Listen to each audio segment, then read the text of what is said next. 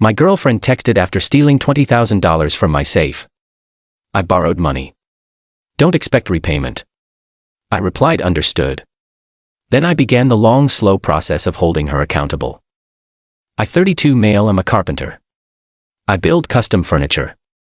For the last 5 years my entire professional life has been about saving up enough money to buy a small workshop space. Not rent but own a place that's mine where the sawdust is my own. The electricity bill has my name on it. The goal was $20,000 for a down payment on a perfect little cinder block building I've had my eye on for a year.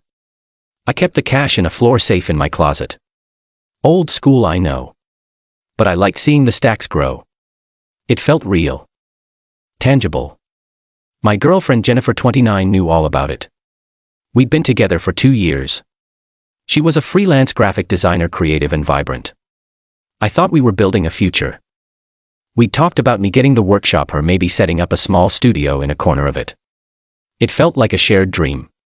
Last Thursday I came home from a job site ready to add the final $500 to the pile. I opened the safe. It was empty. Just a hollow metal box. $20,000 gone. I felt the blood drain from my face. My first thought was a break-in, but the door was locked. Windows were secure. Nothing else was touched. I walked through the apartment in a daze. Her laptop was gone. A few of her favorite jackets were missing from the closet. Her toiletry bag wasn't in the bathroom. It was a slow creeping realization, not a burglary. A departure. My phone buzzed. It was a text from Jennifer, the one from the title. Jennifer. Hey. I know you'll be mad, but I had to do something important. I borrowed the money from the safe. Don't expect repayment. This was the easiest way. I stared at the screen for maybe 10 minutes. The words didn't seem real. Borrowed. Don't expect repayment. The sheer breathtaking audacity of it. There was no rage, no screaming. The anger was so deep and so cold. It felt like stillness. All the warmth I ever felt for her, all the memories, they just evaporated. In their place was a quiet, clear-eyed focus. This wasn't a breakup.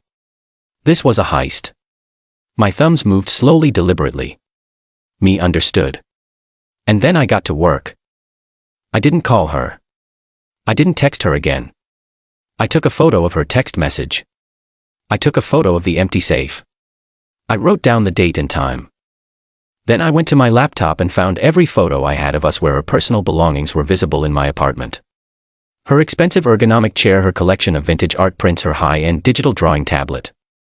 I spent Thursday night making a detailed, itemized list of everything she had left behind.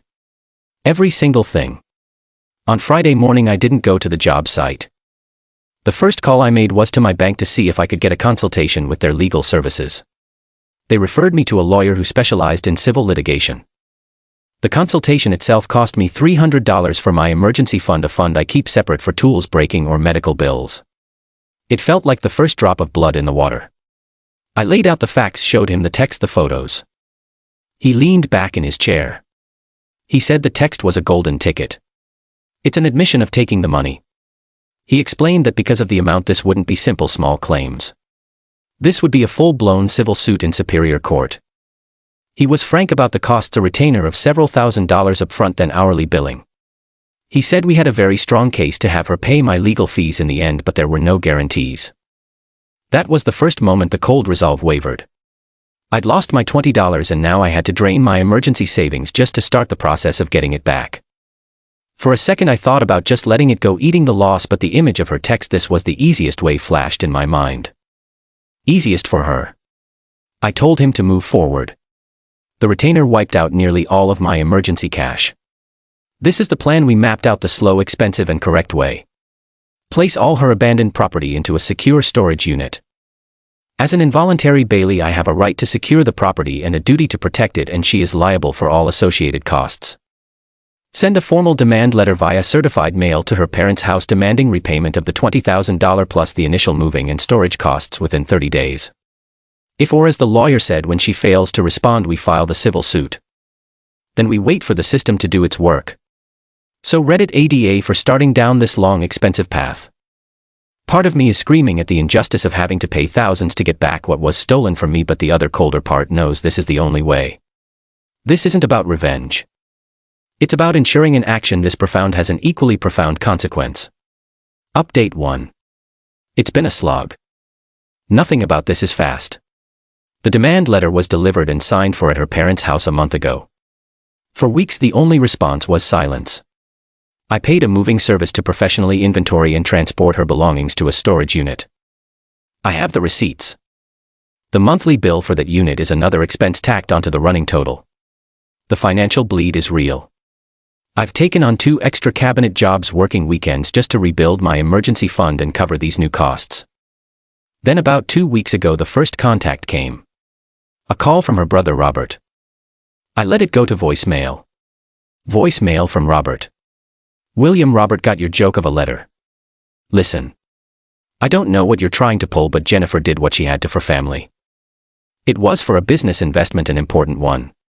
You need to drop this legal crap. It's pathetic. For family, I sent the voicemail to my lawyer. His emailed response was simple, duly noted. This helps establish intent. A week later Jennifer called. I took a deep breath, put it on speaker and hit record on a separate device. My state is a one-party consent state. Her voice was full of manufactured indignation. Are you serious, William? A 30-day demand letter. You're treating me like a criminal. You took $20,000 from my safe without permission, I said, my voice more steady than I felt. What would you call it? I told you I borrowed it. It was for Robert's new venture. He needed a seed investor and I knew you'd get bogged down in details and say no. It's a tech startup. I almost laughed. Robert, the one whose last venture was trying to dropship bespoke dog collars. This is different. You're a carpenter. You make good money. You can absorb this. My brother's future was at stake. I made a choice for my family. Sheer arrogance was stunning. My 5 years of work, my dream, was just an obstacle. She decided to remove for her brother's latest fantasy. Where are my things? She demanded, changing tack. I was going to get them. Your property was abandoned in my residence, I said, echoing the lawyer's script. It's been placed in a secure storage facility to prevent damage or loss. You've been sent the bill for the services rendered. Once you've paid the outstanding balance, you can arrange to retrieve your items. The silence on her end was heavy. You had no right to touch my things, she said, her voice dropping to a venomous whisper. My tablet, my art. I had a legal duty to secure them. My lawyer's number was on the letter. All future communication can go through him. I hung up. My heart was pounding. It wasn't triumph. It was the sickening confirmation that the person I knew was completely gone, replaced by this entitled stranger. The 30-day deadline passed. We officially filed the suit in civil court last week. It cost another chunk of money. The server delivered the summons to her. Now the real waiting begins. My lawyer says it could be 6 to 8 months before we even see the inside of a courtroom. It feels like a marathon I'm running with a weight vest on. Update 2. 5 months of waiting. This is the part of justice they don't show in the movies. The long silent periods where you start to wonder if it's even worth it. Jennifer and her family have used the time to build a narrative. She's lawyered up and their first move wasn't in court. It was on social media. She's been posting a curated stream of vague but pointed content, photos of her looking pensive with captions like "finally freeing myself from a toxic situation and learning to stand on my own 2 feet," or "a relationship should be a partnership, not a dictatorship where one person controls all the resources." It's a masterclass in gaslighting. Mutual friends have messaged me confused. I've just said it's a private matter being handled legally. It's infuriating, but my lawyer loves it. We've screenshotted and time-stamped everything. He calls it painting a picture of motive. About 2 months ago, Robert showed up at my apartment complex waiting for me by my truck. He tried to corner me. "You're really trying to ruin Herman," he said. I immediately pulled out my phone and started recording. "Robert, you need to leave. You're not to have contact with me. Just drop the suit. She's a mess. You're bleeding her dry with these storage fees for her stuff. She can have her things as soon as she pays the bill," I said. "That money was an investment in me," he blurted out, his face getting red. "An investment? You think you're the only one who can have a dream. It was a direct contradiction of their emerging gift narrative. I just kept the phone on him and said nothing. He eventually ran out of steam, called me a few choice names and left. I sent another video file to my lawyer. The storage bills are now in the thousands. Every 30 days another bill gets sent to her via certified mail. The storage company's policy is clear. After 180 days of non-payment, the unit's contents are considered abandoned and will be scheduled for public auction. That deadline is next month. My life has become a routine of work save document. I feel like I'm treading water. There are nights I lie awake just furious at the sheer grinding injustice of it all. The cost, the time, the emotional energy. I almost called her once in a moment of weakness just to scream at her, to ask her how she could do it, but I didn't. I held on to that cold, quiet place inside me. The trial date is finally set for next month. It feels like the end of a very long, very dark tunnel. Update 3.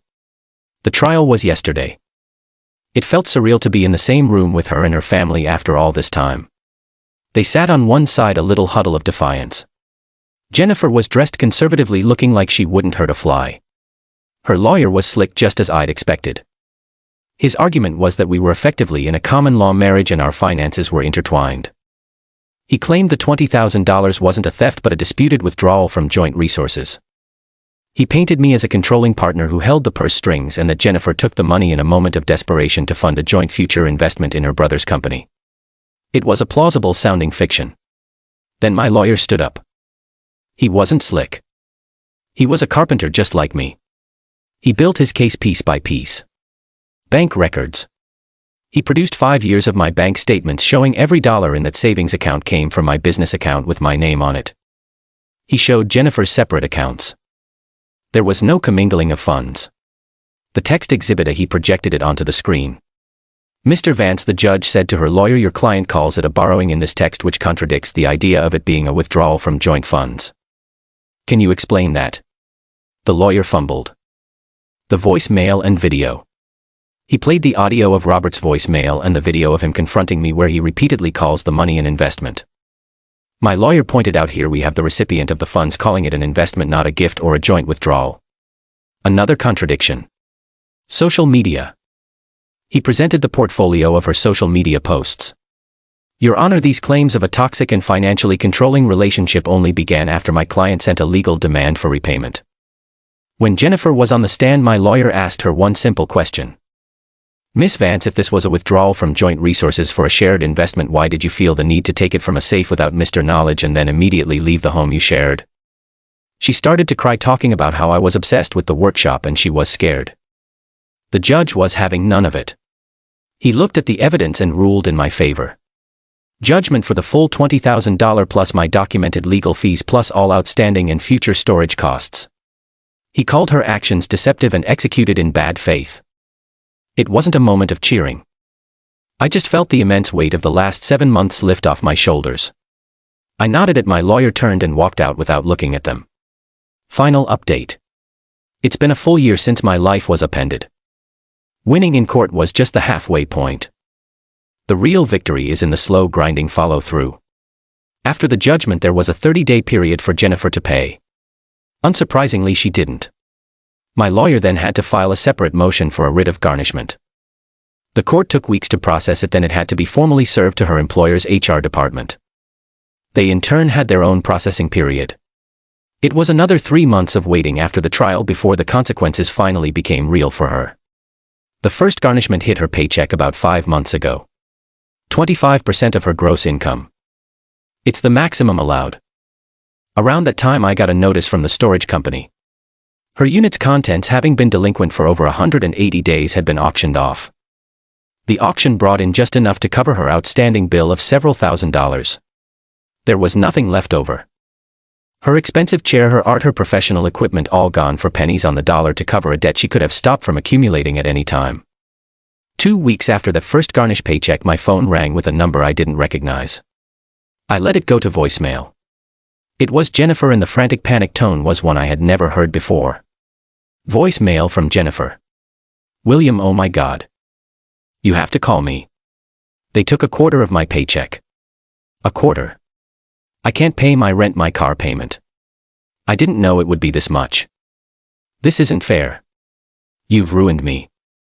Can't we just stop this? I'll pay you back. I swear we can make a plan. Just call off the garnishment, please. You've made your point. She still didn't get it. It wasn't about a point. It was about a debt, a legal judgment.